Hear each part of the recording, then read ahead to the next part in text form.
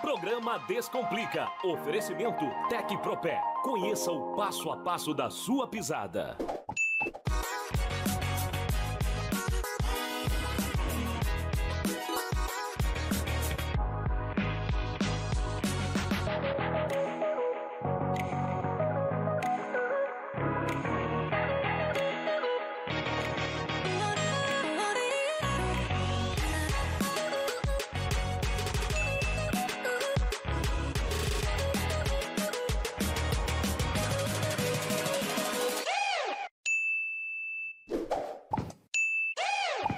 Oi, gente, tudo bem? Estamos iniciando mais um programa Descomplica, para descomplicar o seu dia de hoje. Aqui, gente, nessa casa maravilhosa, com essa energia incrível da Josi.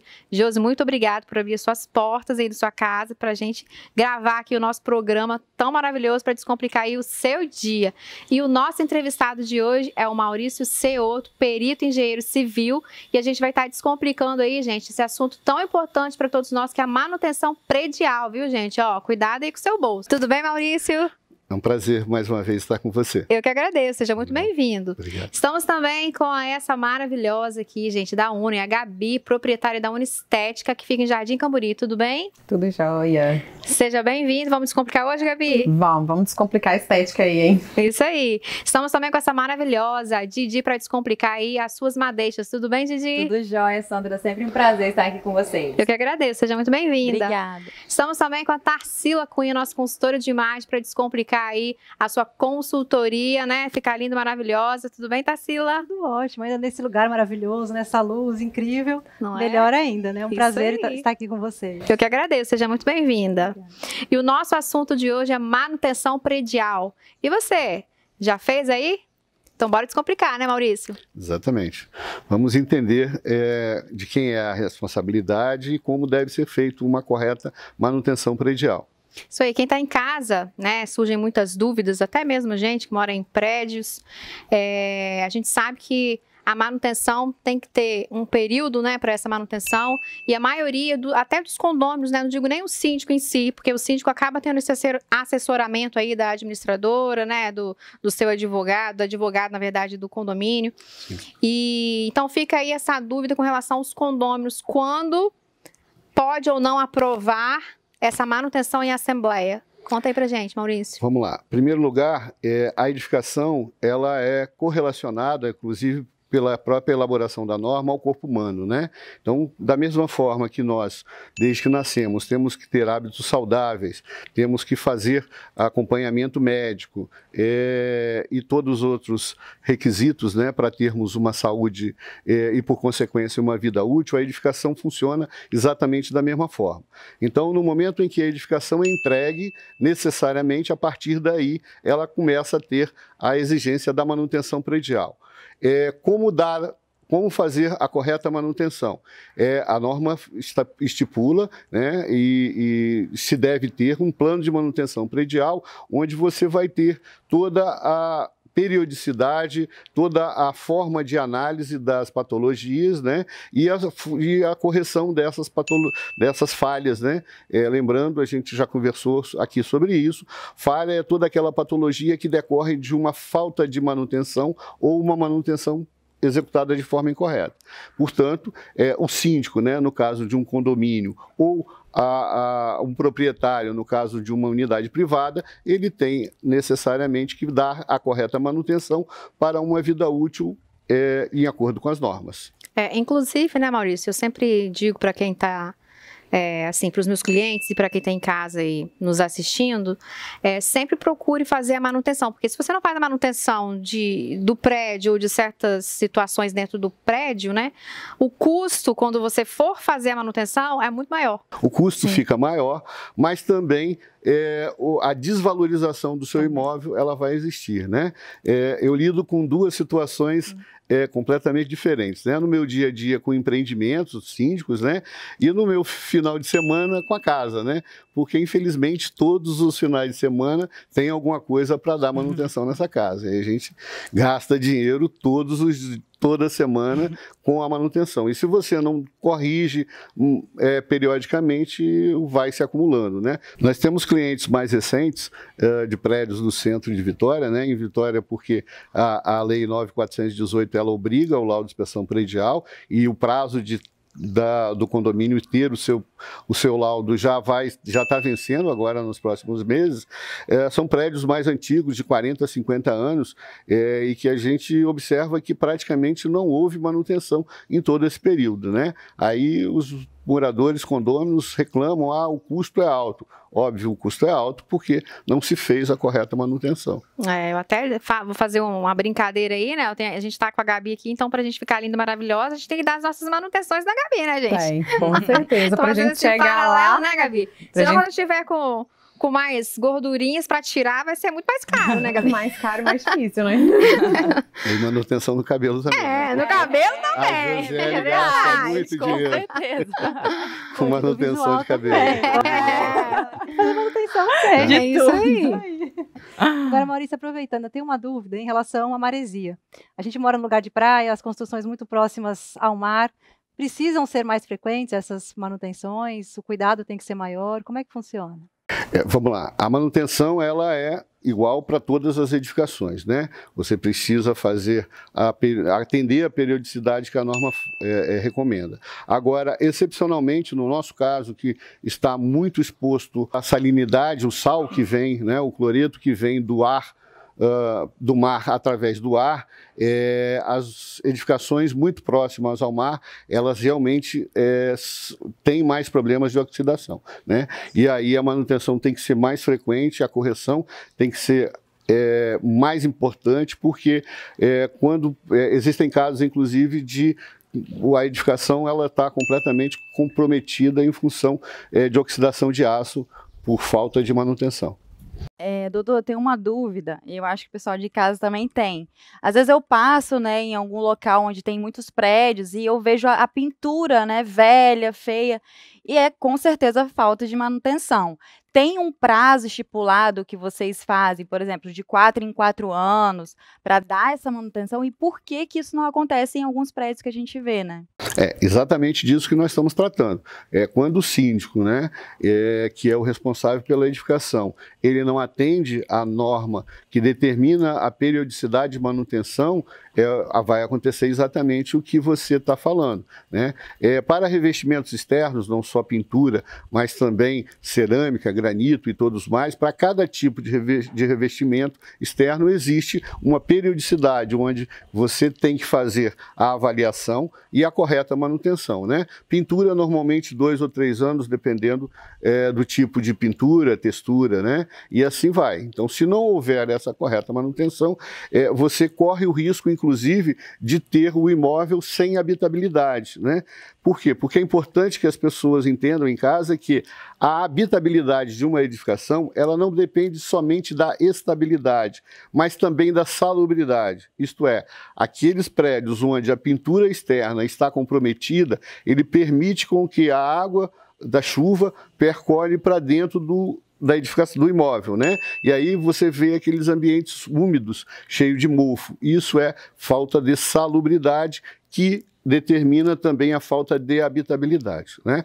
Não só as unidades mais antigas, mas a gente vê prédios recentes hoje, entregues há 2, 3 anos, onde a fachada, em função de problemas estruturais, ela está sendo comprometida e causando a insalubridade. E no caso também, a desvalorização Inevitável. Eu que tenho uma alergia absurda, se eu dormir dentro de um quarto onde a umidade é muito grande, eu no outro dia acordo acabado, né? Isso. E a grande maioria das pessoas hoje tem esse problema de alergia, né? Então, é mais importante do que nunca se prestar atenção na manutenção. Isso aí, gente. Viu como é importante esse assunto? Inclusive, para os condôminos, né? Que estão em casa aí nos assistindo, o síndico faz todo aquele esforço de levar lá na assembleia, leva às vezes, inclusive, até o perito para explicar e dar maior segurança e informação para os condôminos.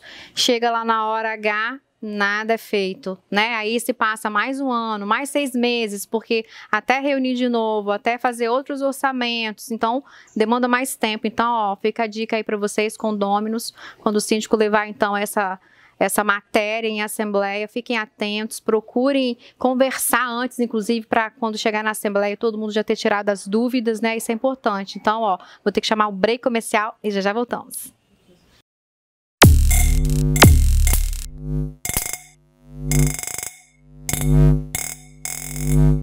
E você aí de casa já conhece o Praia Express? Tudo o que você precisa você encontra aqui. Praia da Costa, Itapuã e Itaparica. Você está por aqui? Então Praia Express é o seu lugar.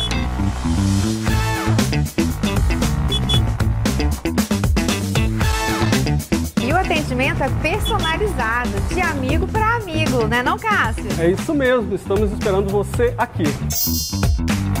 Se liga, o Praia Express tem delivery.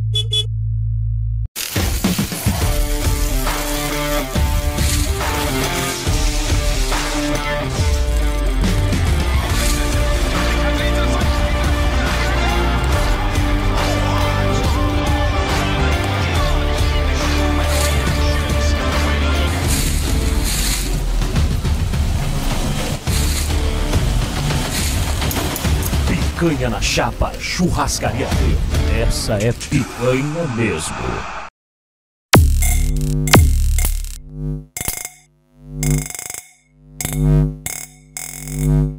E estamos de volta com essa entrevista aqui, super importante, falando sobre manutenção predial com o perito engenheiro civil Maurício Ceoto. E ele também, gente, é inspetor-chefe do CREA de Vila Velha. Então, ó, a informação aqui, ó, é super importante, é de peso, né, Maurício? Sem dúvida.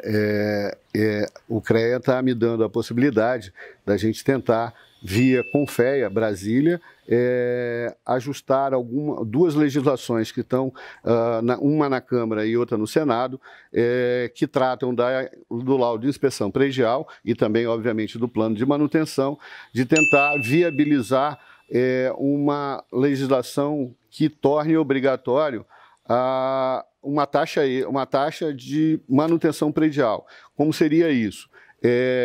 Toda a arrecadação mensal que o condomínio tem, sobre ela incidiria um percentual, e esse percentual, obrigatoriamente, o síndico teria que comprovar que o utilizou para a manutenção predial. Assim, o síndico passa a parar de ter que ficar exigindo, pedindo, implorando taxas para a manutenção, e o empreendimento, a edificação, vai passar a ter uma correta manutenção. Muito importante isso, viu? Inclusive, doutor Maurício, por que essa dificuldade dos condôminos entenderem a importância dessa manutenção, né?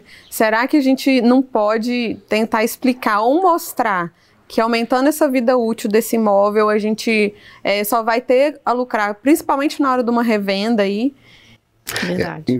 Aí entram dois fatores importantes. O primeiro, cabe ao síndico ter um assessoramento competente, né? O síndico necessariamente não precisa conhecer de manutenção predial, nem de engenharia predial, né? Nem de contabilidade, nem de outro qualquer assunto. Ele apenas precisa se cercar de profissionais qualificados, né? Assessoria jurídica, dentre outras, né?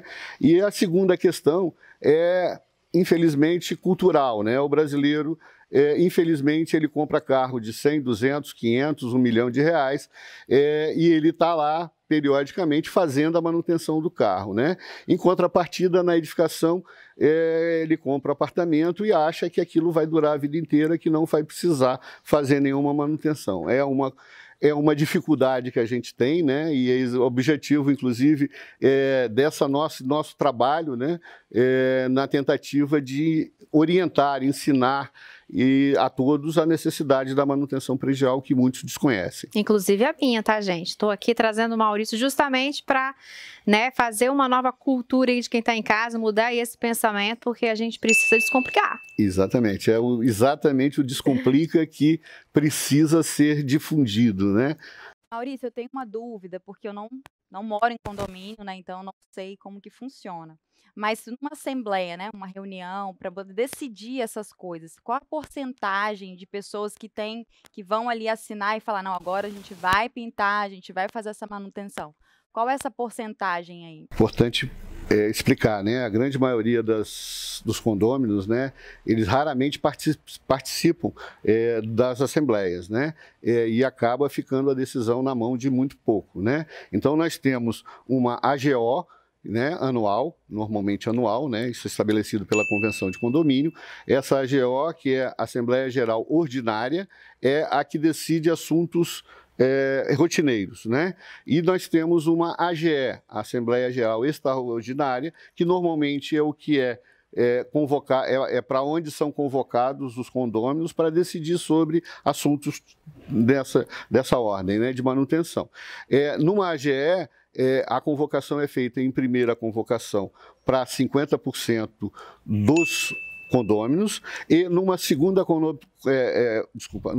convocação, normalmente 30 minutos depois, cuja decisão é feita com metade mais um dos participantes. Inclusive, até pegando o gancho aí na pergunta da Didi, a gente deixa mais uma vez, que reitera mais uma vez, você que está em casa, condômino, saiu o edital, gente, da manutenção predial, corre lá no síndico, procura saber todas as informações, ou na administradora, ou na pessoa competente que vai estar lá na assembleia, ou sobre os assuntos pertinentes daquele edital, para você já chegar lá na assembleia sabendo do que vai ser tratado, para você só aprovar ou não, porque senão fica aquela confusão ali, ninguém aprova nada, o profissional vai lá, ou é mais uma assembleia, é uma dor de cabeça e ninguém resolve nada. E, o mais importante, o nosso imóvel vai ficando desvalorizado, não é?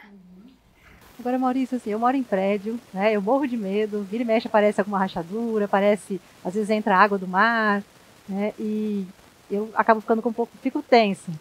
E eu queria saber se existe alguma manifestação de risco, alguma coisa que a gente tem que ficar atento para a gente cobrar o síndico, ou se a gente pode ficar tranquilo com essas manutenções que são periódicas. Enfim, tem algum sinal que a gente tem que ficar atento para a gente saber, tem alguma coisa errada mesmo?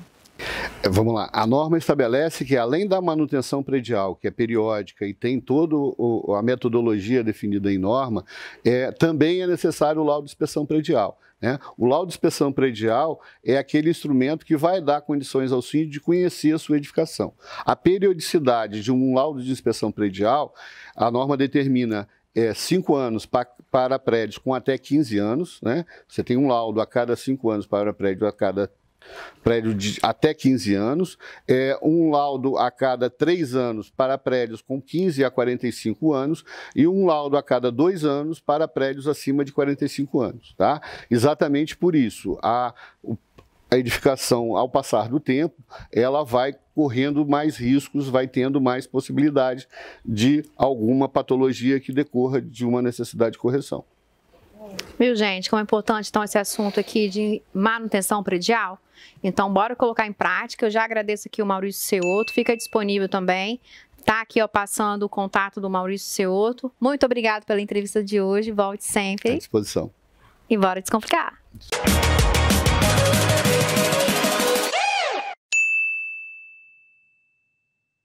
Dores nos pés?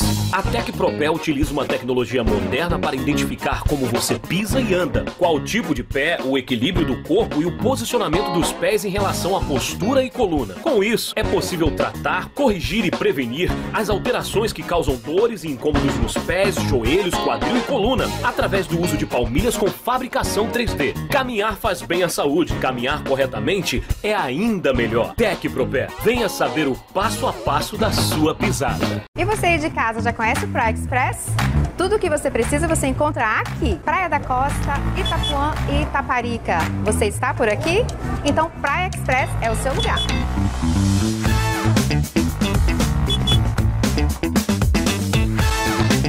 E o atendimento é personalizado, de amigo para amigo, né não, Cássio? É isso mesmo, estamos esperando você aqui. Se liga, o Praia Express tem delivery.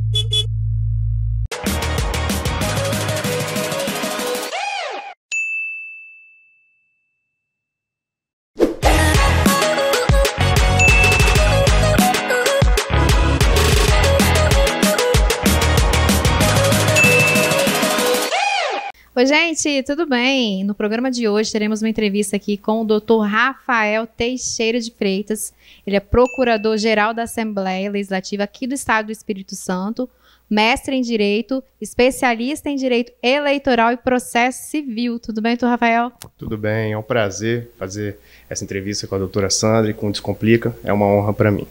A honra é toda nossa.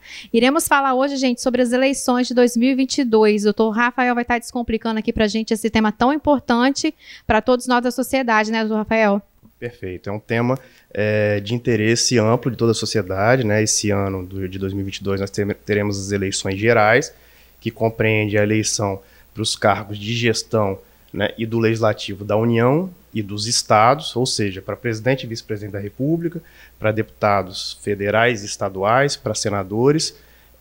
Então, nós teremos no dia 2 de outubro, a eleição para a ocupação desses cargos. Certo. Quais são as expectativas, doutor Rafael, para esse ano e o que muda nas eleições de 2022?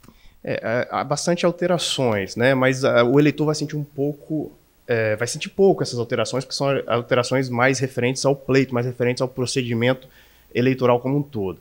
É bom antes falar do que não vai ter de alteração, né? Há uma confusão aí pela população sobre a questão do voto impresso. Isso não passou, esse projeto não foi aprovado, não teremos voto impresso, seguirá o processo eleitoral do ponto de vista da urna e das eleições, como nas últimas eleições, as eleições municipais de 2020. Teremos o estabelecimento, a instituição pela primeira vez da possibilidade das federações, ou seja, da união de partidos, que diferente das coligações tem que durar pelo menos 4 anos. Então, se os partidos no âmbito nacional, no âmbito da União se unirem, isso tem uma projeção também para os estados, e eles vão ter que caminhar juntos pelos próximos 4 anos, pelo menos. Então, isso tem um impacto muito grande do ponto de vista da escolha e da composição partidária.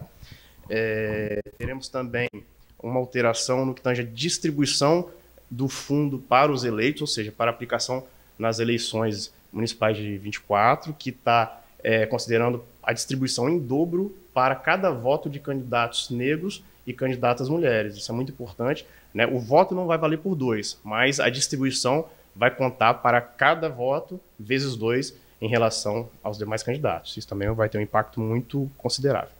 Doutor Rafael, conta aqui pra gente um pouquinho, descomplica aí a questão do fundo eleitoral, né? Muita gente confunde, a gente sabe que houveram vários valores aí em discussão. Conta aqui, descomplica aqui pra gente um pouquinho sobre isso. Claro, é um tema bastante relevante, porque, na verdade, implica em gasto de recursos públicos, né? Que poderiam estar sendo destinados para outros gastos, talvez mais fundamentais, enfim. É preciso distinguir fundo eleitoral do fundo partidário. O fundo partidário é aquele de manutenção contínua dos partidos e de suas respectivas despesas, né? Enquanto o fundo eleitoral é aquele que a União destina para financiar as despesas de campanha propriamente ditas, né? Então ficou estipulado, fixado um repasse para todos, né? Um valor global de aproximadamente 5 bilhões, 4,9, e esse recurso vai ser destinado para financiar as campanhas eleitorais. É preciso entender que, há pouco tempo, né, o país, por intermédio de seus representantes, fez uma opção pela proibição de financiamento de campanha por empresas, né? Então, se você proibiu esse tipo de financiamento, por outro lado, você tem que viabilizar que os candidatos e os partidos façam as suas campanhas e possam levar à população as informações necessárias para a escolha dos seus representantes, né? E é preciso entender também que o Brasil tem proporções continentais, tem muitos candidatos, muitos eleitores, e isso implica, obviamente, em despesas que são, portanto, suportadas por esse fundo. Outra situação aqui bem interessante e relevante nessas eleições é a questão da fake news, né, doutor Rafael? O que pode ser feito para inibir? Porque a gente sabe que fake news interfere de modo negativo, né, nessas eleições. Então, vamos descomplicar aqui esse assunto também. Com certeza.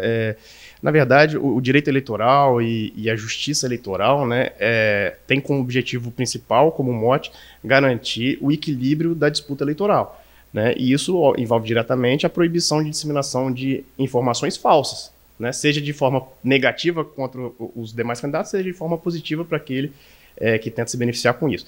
As fake news ou notícias mentirosas sempre fizeram parte das eleições, né? Acontece que agora a propagação, a disseminação desse tipo de desinformação ganhou muito mais força em razão das mídias sociais, em razão da velocidade de comunicação que nós temos hoje, como não tínhamos antigamente.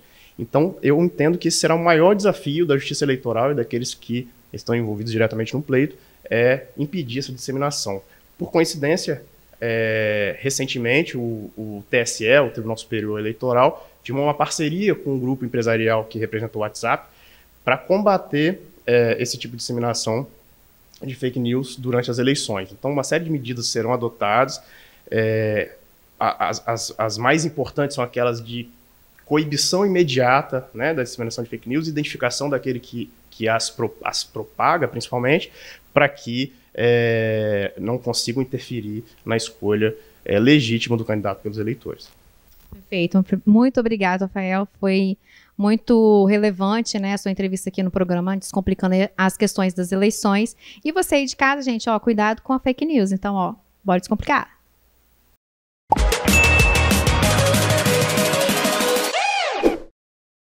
Se os empregados são contratados diretamente pelo condomínio, não há dúvidas de que sua vinculação é ao Sindicondomínios.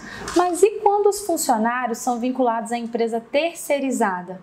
Essa é uma dúvida muito recorrente entre os síndicos. Então vamos à resposta?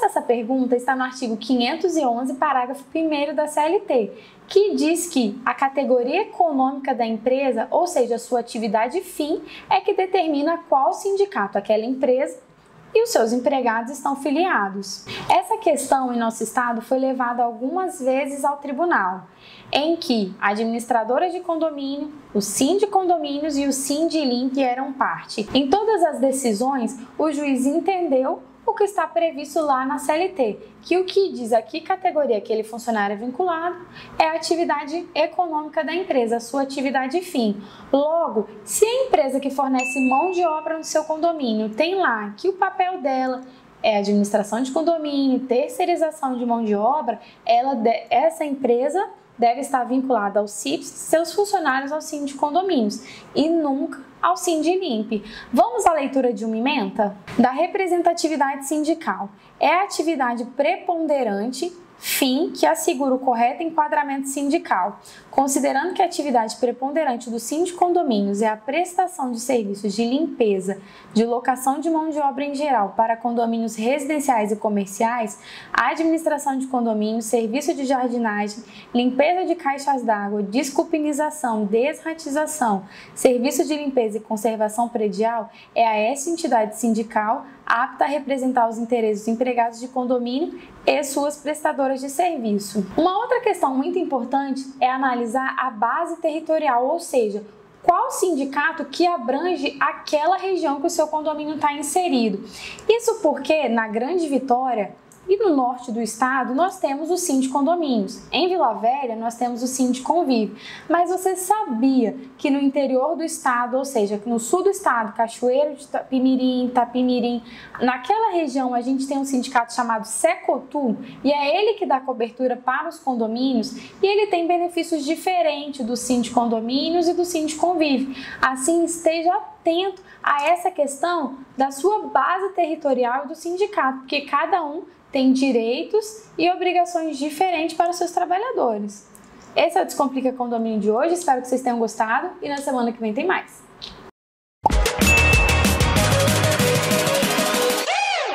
E aí, gostaram do programa de hoje? Então não percam todo sábado aqui na Rede TV e toda terça às 5 horas da tarde. E se você de casa perdeu algum programa, não tem problema, poderá assisti-lo no aplicativo ESFlix ou no nosso canal no YouTube. Então vocês já sabem, né, gente? Não complica. Descomplica!